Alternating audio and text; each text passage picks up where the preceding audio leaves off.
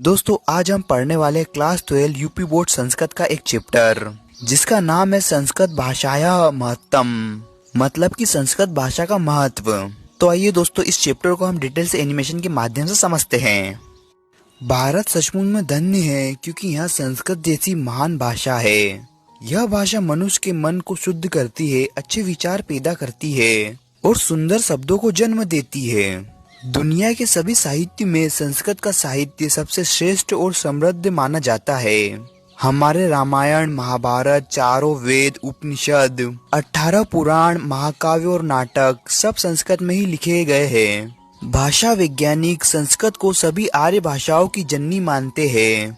संस्कृत का गौरव, उसमें भरे विविध ज्ञान और उसकी विशालता सबके सामने स्पष्ट है। इसी कारण आचार्य दंडनी ने कहा है कि संस्कृत को महर्षियों ने ईश्वरी वाणी माना है।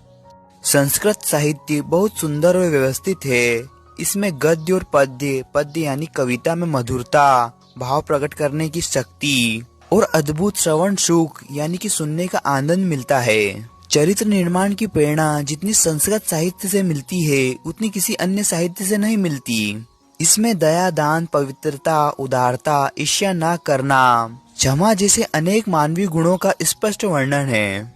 संस्कृत साहित्य के अध्ययन से ये सभी अच्छे गुण मनुष्य के जीवन में आते हैं।